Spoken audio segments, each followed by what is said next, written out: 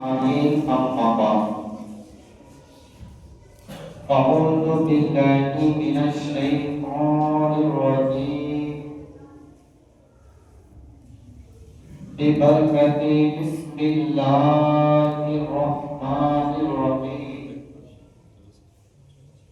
يريد الله بكم اليسر ولا يريد بكم العسر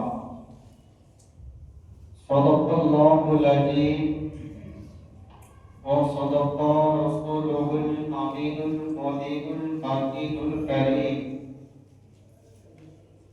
نحن على ذلك من الصادقين والشاكرين والحمد لله رب العالمين প্রশংসা মাত্রই আল্লাহ তাআলার জন্য যিনি খাদ্য পানি যিনি হায়াত দাতা মওত দাতা রিজিক দাতা যিনি আমাদের সকলকে এহেন পাক ও পবিত্র করে সুস্থ শরীরে পবিত্র জুম্মার মসজিদে আল্লাহ ইবাদত করার জন্য বসিয়ে রেখেছেন।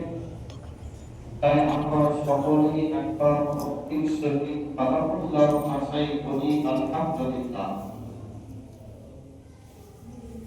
তারপরে পরে বিশ্ব নবী মুহাম্মদ রাসূল আরবি আফাই নামদার মাদনী কি দাসদার আহমদী মুস্তাফা জানাবে মুহাম্মদ রাসূলুল্লাহ সাল্লাল্লাহু আলাইহি ওয়াসাল্লামের উপরে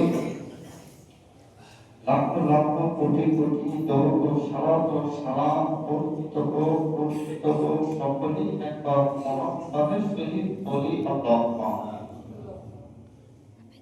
বিরাদার মিল্লাত ইসলামিয়া, আল্লাহ পাক পবিত্র কোরআন শরীফের মধ্যে ইরশাদ করেন, ঘোষণা করেন, এলান করেন, ইউরিদুল্লাহু বিকুমুল ইউসরা ওয়ালা ইউরিদু বিকুমুল উসরা।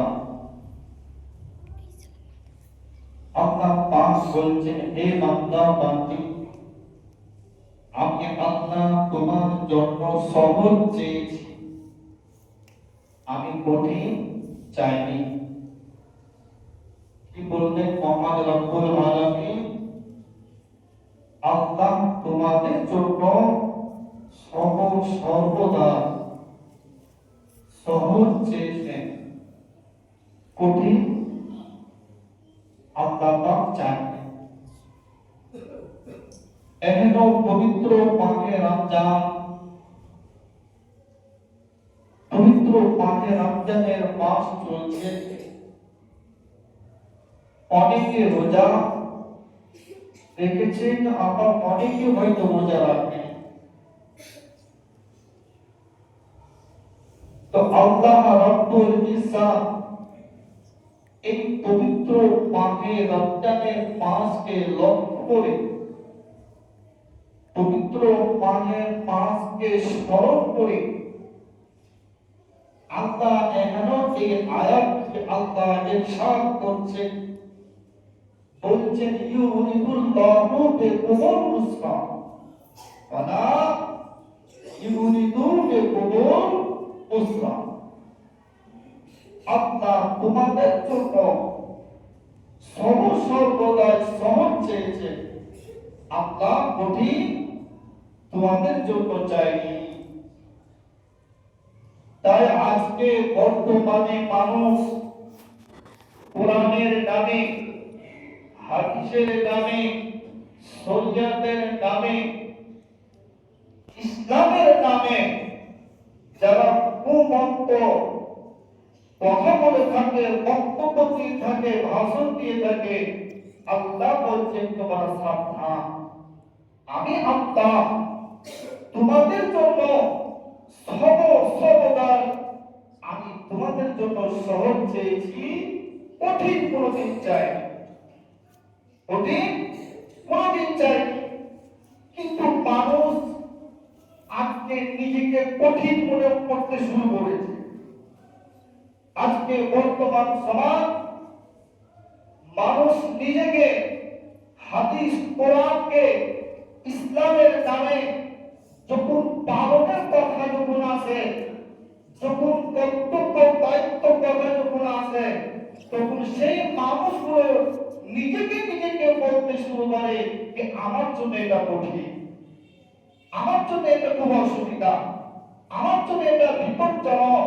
কিন্তু মহান রব্বুল আলামিন বলতেছে আমি তোমাদের জন্য কখনো কোনো সময় কঠিন চাইনি, আমি সহজ চেয়েছি।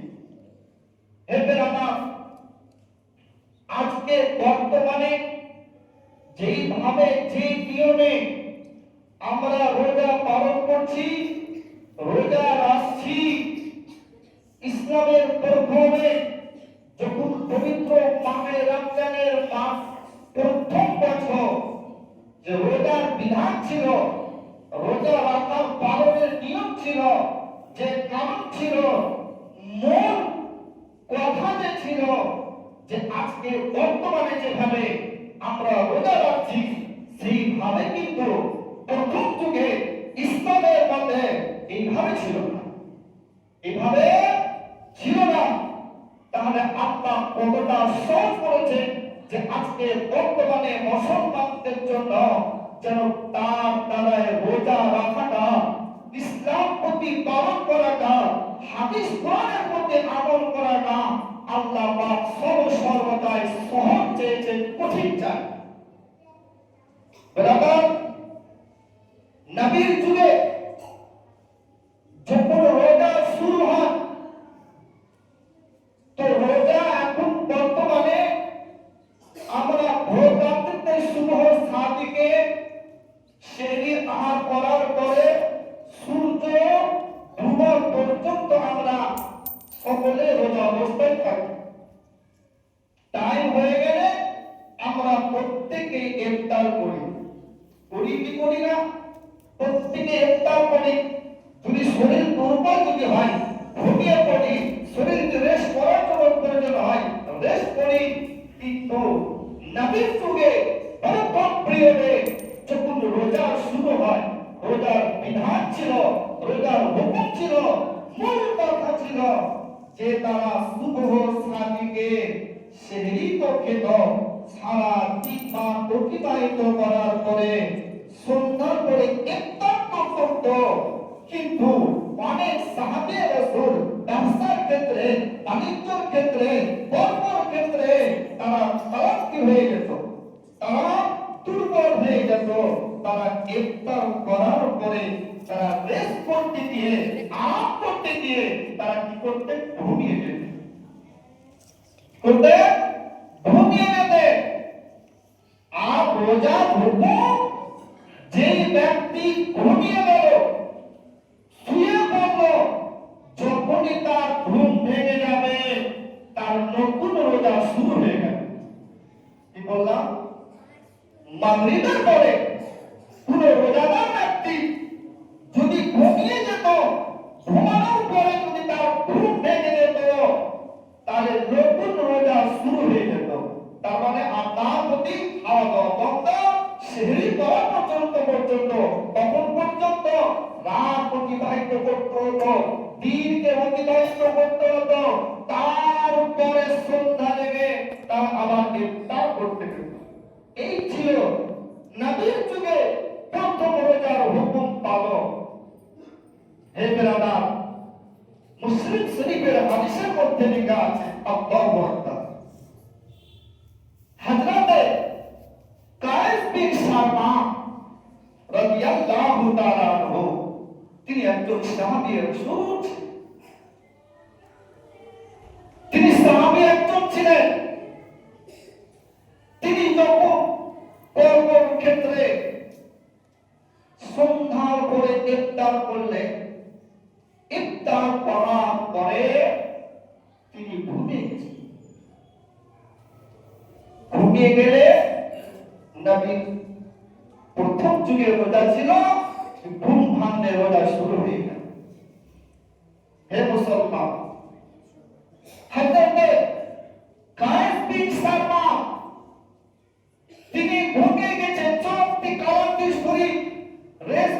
দিকে চোখটি লেগে গিয়েছে, যেমনি ঘুম ভাঙা দেখছে তিনি রোজা আবার শুরু হয়ে গেছে।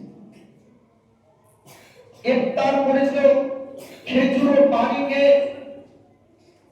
সারা রাত তিনি রোজা পালন করে, দিনকে আবার রোজাকে পালন করে সন্ধ্যাবেলা তার ইফতার করার হুকুম ছিল। তো হযরতে কায়েস বিন সালমা তিনি এতটাই দুর্বল হয়ে গেছেন যে তিনি পরের দিন দুপুর বেলায় তিনি জমিনে বেহুশ হয়ে পড়ে যান। বেহুশ হয়ে পড়ে যায়। আল্লাহ রাব্বুল ইজ্জাত হাল্লে কায়নাত তিনি দেখছেন আমার বান্দা রোজা রাখতে গিয়ে সুবহানাল্লাহ যে বিধান ছিল, যে হুকুম ছিল, সেটি পালন করতে গিয়ে পরে কি তিনি বেহুশ হয়ে গেছে। আল্লাহু আকবার। পরবর্তী আল্লাহ পবিত্র কোরআনে নাযিল করে দিলেন, হে জগতের মানুষ, হে সাহাবী রাসূল, আমি আল্লাহ তোমাদের জন্য আমি কঠিন চাই না, আমি সর্বদাই তোমার যেন সহজ হয়। আল্লাহ পাক কোরআন শরীফের মধ্যে এলান করলেন, হে বিশ্ববাসী মুসলমান, তোমরা ইফতার করার পরে তোমরা ঘুমাতেও পারো, আবার জেগে থাকতেও পারো। হে মজ্জাজ সামিনে হাসান, আল্লাহ পাক এটাও বলে যে তোমরা স্ত্রীর সাথে মেলামেশা করতে পারো। তখন নিয়ম ছিল না, হুকুম ছিল না। কখন পর্যন্ত? সেহরি খাওয়া আগে পর্যন্ত। তুমি ঘুমিয়ে থাকো, জেগে থাকো, তুমি যাই করো না কেন, আমি আল্লাহ তোমার জন্য সহজ করে দিলাম। বলুন সুবহানাল্লাহ। তারপরে আল্লাহ কি সহজ করলেন? হে জগতের মানুষ, তোমার পবিত্র মাহে রমজানের মাস আরম্ভ হয়ে গেছে। তোমার অসুস্থ কারণে রোজা রাখতে গিয়ে, রোজা পালন করতে গিয়ে যদি তোমার সে অসুখ বেড়ে যায়, অসুখ তোমার যদি বড় আকার ধারণ করে নেয়, তুমি সে রোজা ছেড়ে দাও। সে রোজা তুমি ছেড়ে দাও, তখন তুমি সুস্থ হবে। যখন তুমি ভালো হয়ে যাবে, সেই রোজাগুলোকে তুমি পালন করো। এই নবীর যুগে, প্রথম যুগে ছিল না। আজকে আমাদের যে আল্লাহ পাক সহজ করেছে, আল্লাহ আরো বলে আমি তোমাদের জন্য আমি আরো সহজ করে দিয়েছি। তুমি মুসাফির ব্যক্তি, দূর দূরান্ত তুমি সফর করতেছ, রোজা অবস্থায় যদি তোমার মনে হয় যে আমি দূরে সফর করছি, যদি আমি ক্লান্তি হয়ে যাব, দুর্বল হয়ে যাব, মুসাফির ব্যক্তিকে বলা হয়েছে তুমি রোজা ছেড়ে দাও। তুমি রোজা ছেড়ে দাও। তুমি যখন মুসাফির কমপ্লিট হয়ে বাড়ি যখন ফিরে আসবে, বাড়িতে ফিরে আসার পরে তুমি যে সফর হালাতে যে রোজাগুলো তুমি ছেড়েছ, সেই রোজাগুলো তুমি পালন করো।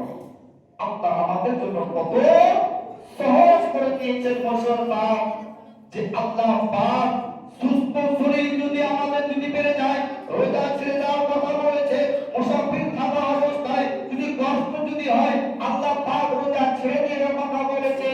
তারপরেও দেখছি যে মানব হাঁটতে কাটতে শরীর, সুস্থ শরীর জীবন যাপন করার পরেও দেখা যায় এই পবিত্র মাহে রমজানের রোজা পর্যন্ত লাগে না। আল্লাহ এই জন্য বলছে যে আমি আল্লাহ তোমাদের জন্য সহজ চেয়েছি, আমি কঠিন চাই। আল্লাহ বলছে পবিত্র মাহে রমজানের মাস আমি দিতে গিয়ে, লিখতে গিয়ে আমার বান্দা বান্দির কষ্ট যাতে না হয়, আমি আল্লাহ সেটা খেয়াল করে আমি মাহে রমজানকে সুন্দর করে আমি সাজিয়ে তোমাদেরকে দিয়েছি, সাজিয়ে দিয়েছি। কিন্তু আমরা সেই সাজানো জিনিসগুলোকে আমরা আমল করি না, ফলো করি না। আল্লাহ পাক বলছেন যে আমি তোমাদের 30টি রোজা দিলাম, 30টি রোজা দিলাম, আর ওই রোজাকে তোমাদেরকে আমি ইফতার দিলাম। আল্লাহ রাসূল সাল্লাল্লাহু আলাইহি ওয়াসাল্লাম হাদিসের মধ্যে এসেছে, বর্ণনা করেছে যে যখন তোমাদের ইফতারের টাইম হয়ে গেল, সময় হয়ে গেল, তো বলছেন নবী তোমরা খুব তাড়াতাড়ি ইফতার করো, খুব তাড়াতাড়ি ইফতার করো। কেন? বলছে তাড়াতাড়ি ইফতারের বিবিধ সময়ে তোমার জন্য বরকত আছে। বলো সুবহানাল্লাহ, তোমার জন্য বরকত আছে।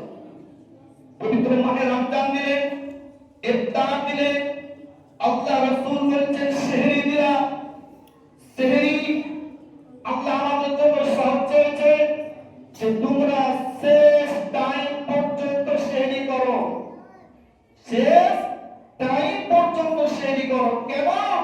আমি আল্লাহ, আমি জানি আমার অনেক দুর্বল বান্দা-বান্দি রয়েছে যে তারা রোজা রাখতে গিয়ে অসুবিধা হতে পারে, কষ্ট হতে পারে, তার জন্য শেষ সময় নিয়ে তোমরা সেহরি করো, শেষ টাইম সময় মধ্যে সেহরি করো। আল্লাহ রাসূল বলছে ওই শেষ টাইম সেহরি করা মধ্যে আল্লাহ পাক বরকত রেখেছে। বলুন সুবহানাল্লাহ।